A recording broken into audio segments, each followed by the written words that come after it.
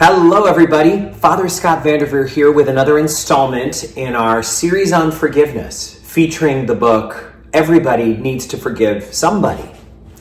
Today, we're focusing on when we are the ones who were wrong, when we are the ones who need the forgiveness.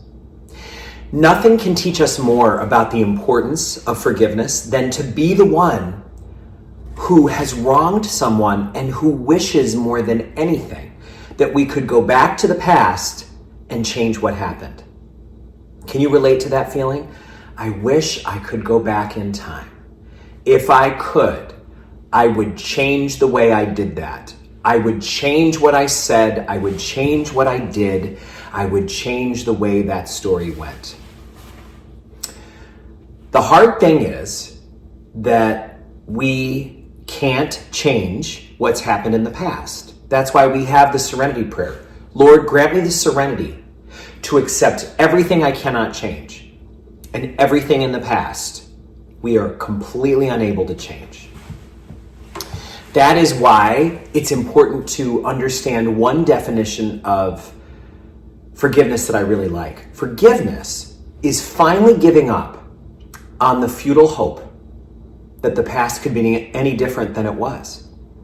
Forgiveness is giving up on the futile, pointless hope that we could go back in time and change what happened. We can't. We wish we could. And we have so many things that cause us to, and I'm not sure if this is true for you, but for me, sometimes I'll think back to something I regret and I kind of like shake my head. I go, ugh. I wish that didn't happen. But we can't go back. We can't unsay the thing. We can't undo the thing we did.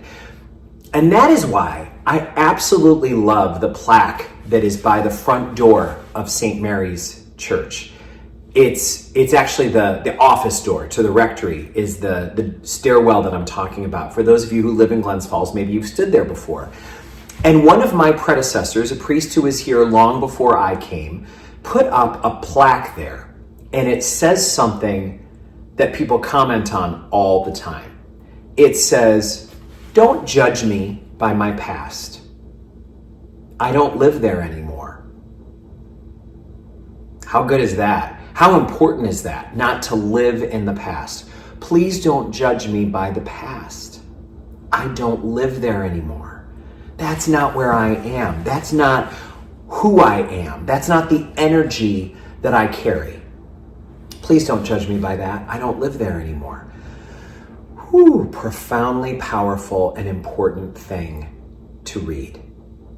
Here's what makes it so hard for us. We relive our past mistakes and we punish ourselves for them all over again. You know, if we were in the animal kingdom, if we did something that was foolish, if we got too close to another bird's nest and that bird flapped its wings at us and squawked, we would go, whoa, geez, I'm out of here. I'm not going to do that again. But we would not go back to the incident and relive it over and over again. Why did I go near that nest? What was I thinking? That was dangerous. I'm irresponsible. We wouldn't do that. But humans do that all the time. Why did I say that? What's wrong with me? Why am I like that? Why do I so often do things like that? And this is where we need to be a little strict with ourselves. We need to say, it happened, it's done, moving on. That's an important skill. This is also an important time to be really clear on the difference between shame and guilt. It is not bad to feel guilty over something we did or said that was unkind. It's not wrong to feel guilt over that. It is, however, wrong to feel shame about that. Guilt says, I should have done better than that. I'm better than that. I know better. I should not have made that choice, said that thing, done that deed. I'm better than that, and I know better, and I'm going to not do that again. That's guilt. That's helpful. That reminds us of our value system, transforms us into the people we can be. Shame is different than that. Shame says, I'm a bad person. There's something wrong with me. I'm defective. I'm bad. And that is a dead end. That is a dead end where we wind up feeling like we're defective. There's something wrong with us. We're garbage. That doesn't help us become any better. That doesn't allow us to transform our behavior into something that's more in keeping with who we are. Listen to the difference. If I have guilt, I say, I'm better than that. Why did I do that? If I have shame, I say, well, what do you expect from someone like me? Do you hear that? So when we mess up, we need to allow ourselves to feel guilt, to acknowledge what we did, and to go repair the wrong. But we need to stay away from the trap of thinking that it's a sign that we are a defective human being and that there's no hope for us to get any better. Do you see the difference? I know you do. This is why we must become good at apologizing. And for a lot of us, this is hard. Apologizing is hard for a lot of reasons, but too many of us see it as a weakness. Too many of us see apologizing as a sign that we're giving in to something that's not helpful, that we're for failing to acknowledge that the other party might have a part in this too. Apologies are not about anything other than owning our own behavior. That's why we never, during an apology, say, I'm sorry for what I did, but you really egged me on. That's not an apology. An apology is not seeking to do anything other than to acknowledge that the behavior was bad and to make amends, to say, I'm not going to do that again, and I regret that I did that. I want you to know I don't think that's okay. I don't think that behavior is okay. I do not grant myself a pass for that behavior. You can know for sure that I think that was wrong, and I'm going to work hard to not do it again. What a great thing. It's not a weakness. It's a skill.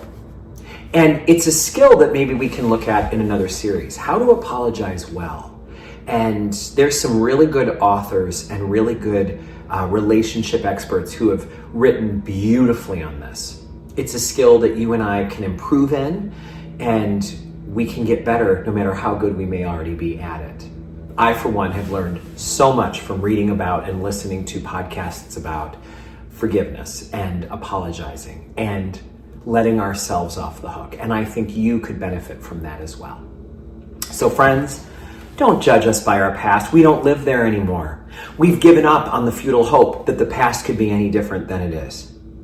We trespass against others, and we ask for those to forgive our trespasses just as we forgive all who trespass against us. Forgiveness. Such an important life topic and something that all of us need for freedom. Let's free each other with the gift of forgiveness. Thank you for listening. May God bless you all.